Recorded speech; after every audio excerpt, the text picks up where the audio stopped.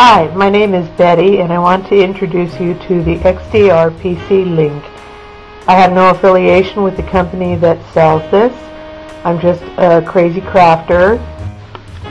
In the package you'll receive, you'll get the XDR card, which looks like a smart card, but it's not. It has a different kind of pinout on the back, and it's compatible only with the XDR PC-Link and your Design Runner. You get the box, the controller box, which communicates between your computer and writes to the card.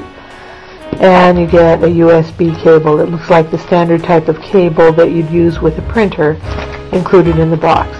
You'll also get a CD containing the software. Of course, when I received mine 2 days ago, I promptly installed it and put it away someplace safe. And it's so safe that I can't even find it to show you. But it does come with a package. You can also download the software directly from their website. XDR also provides a user guide in Adobe format, which is excellent. I highly recommend reading this before you try to use the program. I've read a little bit of it. I haven't used the program yet. We're going to start that now. Now we're going to see what happens when we use the program to create our files. I wanted to do something with giraffes about a day at the wild animal park, so I have some image files saved.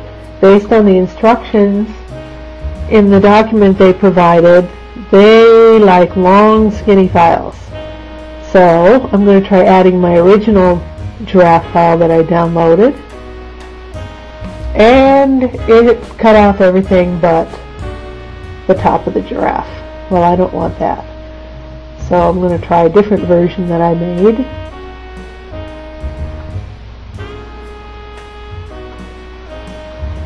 On this one I just flipped it over, but it's still too wide. The neck and head get cut off. So I did make one really long and skinny file. Let's see what this does. And there's my whole giraffe.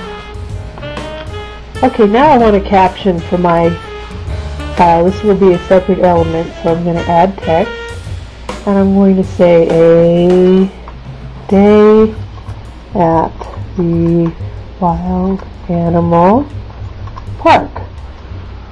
Whoops, can't type.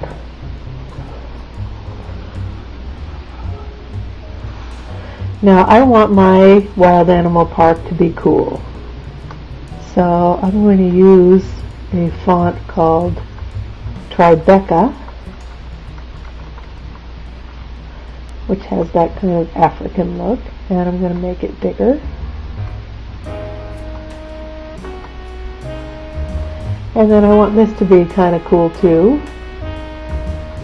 So I'm going to make it in italics, and I'm going to superscript it and make it a little bit bigger.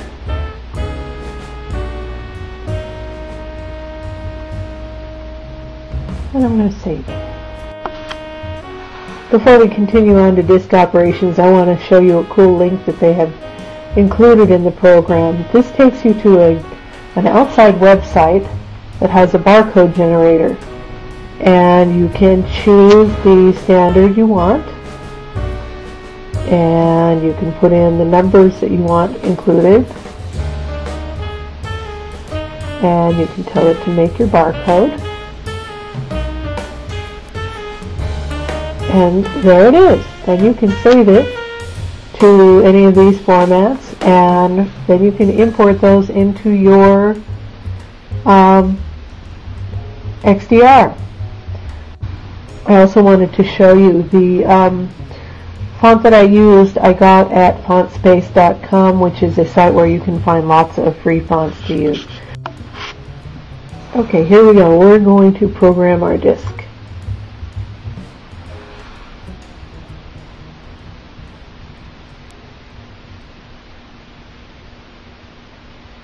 And it says it programmed successfully. See? Okay, we're ready to try the disk in the Xyron. I'm going to take it off its base, where you should always keep it when you're not printing to save the print cartridge. I'm going to pop in the disk. And I'm going to turn it on. And hopefully you will see on the screen. There's my first giraffe. There's my second giraffe. There's my third. And there's my text. Let's try printing. Okay, I have a blank sheet of paper, and I'm just going to print giraffe 1. See how he looks. And he is tiny. Let's try number 2.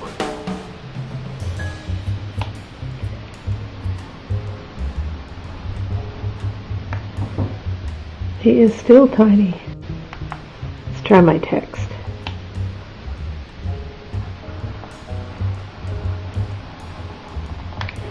And the text looks good, except I stopped too soon. Let me amend something I said earlier about resizing. It does not take your graphics and make them large enough to fit the maximum size. It does take large graphics and reduce them so that they don't exceed the maximum size. Here you see 2 pictures that I put in. One is a picture of a person, and I can tell who he is, but it's not a satisfying picture to stamp on anything. The other was a brightly colored picture of flowers and leaves, and you can kind of tell what they are, but it's not a good image either. In conclusion, I give this an A++ for text handling. Not so much for the graphics, because it requires that you understand some basic photo editing to get your files the right size. I give it an A++ for overall ease of use though. Overall, I think it was a very good buy, well worth the cost, and I'm very glad I bought it.